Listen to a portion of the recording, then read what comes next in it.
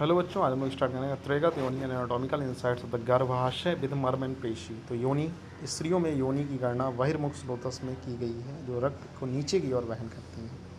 ठीक है, इसका श्लोक भी है, चाहे तो आप श्लोक भी याद कर सकते हैं, टेक्स्ट में मिल जाएगा। कुल 9 बहिर्मुख स्रोतस हैं पुरुषों में, और स्त्रियों में 12 बताए गए हैं। 2 स्तनों में होते हैं, एक रज को नीचे वहन करने वाला। द टर्म योनि can be understand by the children entire female reproductive system और वजाइना को। ठीक है, योनि की आकृति संख्या भयाम आकृति निस्त्रियवर्ता सप्रकृति तथा तस्य तृतीयो तत्वर्ते गर्भाशा प्रतिष्ठा, यानी स्त्री अर्थात योनि शंखा नाभि के आकार की होती है। इसमें 3 आवृत होते हैं। इसके तीसरे आवृत में जो पित्ताशय और पक्वाशय के बीच में होता है उसे गर्भशय्या या गर्भाशय कहते हैं।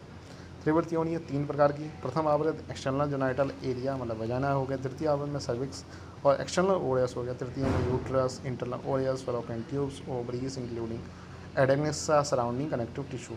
सेकंड की बात करेंगे तो हम लोग वजाना की होती है।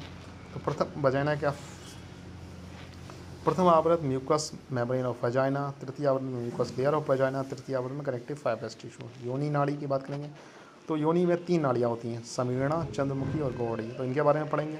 नाड़ियाँ में समीरणा, चंद्रमुखी और गौड़ी, इनका स्थान होता है, एक का क्लैटोरिस में होता है, एक का कंधर्व ग्रह में होता है, यानी मिड वजानल में होता है, और गौरी का उपस्य गर्भ में होता है, डीप वजानल कैविटी में होता है। इनका फल क्या होता है, इसमें वीर्य गिरने से निष्फल होता है।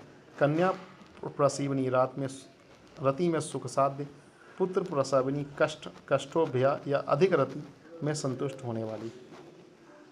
एनाटॉमिकल इंसाइट ऑफ गर्भ विद मर्म एंड पेशी। तो गर्भाशय क्या, स्त्री नाम गर्भाशय अष्टमिति, ये वाला छोटा वाला श्लोक याद कर सकते हैं गर्भाशय के लिए।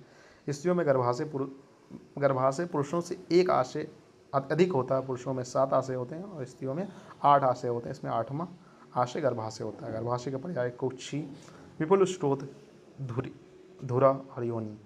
गर्भाशय का स्थान पित्त पक्वाशयो ऊर्ध्वम गर्भाशय यत्र गर्भ तिष्ठति, शर्मनाभ्या आकृति योनि स्त्रावर्ता सप्रकृति तथा तस्य तृतीयो तत्वर्ते गर्भाश प्रतिष्ठिता।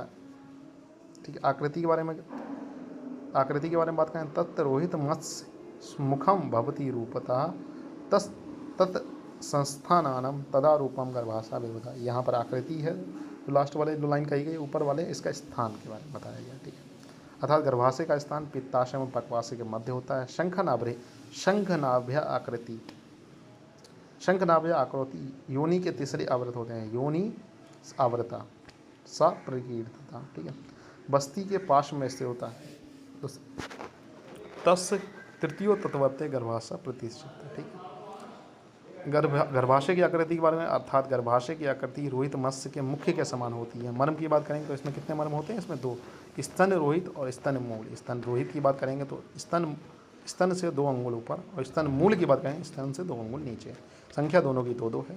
कालांतर प्राण मर्म है दोनों, एक है मांस मर्म स्तन रोहित और वो है शिरा मर्म। प्रमाण आधा अंगुल, इसका प्रमाण 1 अंगुल होता है।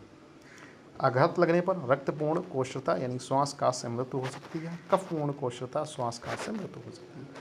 स्त्रीणाम पेशीचु चतुर्विशंति राधिका 10 तस्याम स्तन्यों का अस्मिन पंचे यौवना तस्याम परिवृद्धि अपत्य छताशाम प्रसिद्धि अभ्यंतरो दे मुखाश्रते बाह्यो च वृत्ते दे गर्भ छिद्राम आशित तस